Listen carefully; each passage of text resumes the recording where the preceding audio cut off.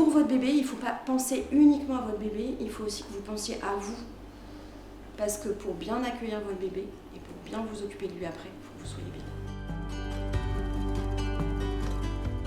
La santé mentale périnatale, c'est la santé psychique des femmes qui vont être soit enceintes, qui sont enceintes, ou dans le postpartum. Nous, on travaille jusqu'aux 2 ans de l'enfant. Depuis 2022, je travaille uniquement dans une équipe de psychiatrie périnatale. Je m'occupe des femmes qui ont soit des pathologies psychiatriques qui préexistaient avant la grossesse, soit des patientes qui vivent des événements potentiellement traumatiques ou stressants pendant la grossesse, du type accident de la voie publique, un deuil, et aussi pour les femmes qui font des dépressions du postpartum. Mais nous, on voit tout type de femmes. La dépression du postpartum, entre guillemets, simple, ça peut arriver malheureusement à n'importe qui.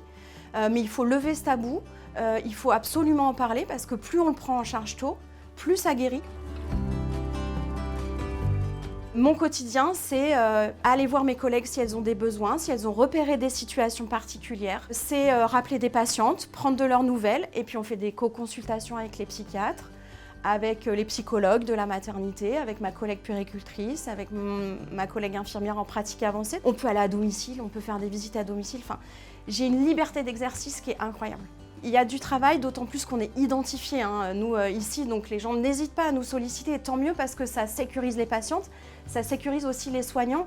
Mes collègues maintenant osent demander, les sages-femmes libérales notamment, est-ce que vous avez des idées suicidaires, ce qui n'est pas envisageable quand il n'y a pas un backup d'une équipe derrière. Parfois, ça nous aide aussi d'être sage-femme pour déstigmatiser le soin psychique, c'est-à-dire qu'on est en première ligne, on prend contact avec les gens, on rentre dans une forme de sollicitude, d'accompagnement, de prise en compte de la personne dans sa globalité, et ensuite on peut tranquillement amener les gens vers des soins psychiques quand ils sont réfractaires aux soins psychiques.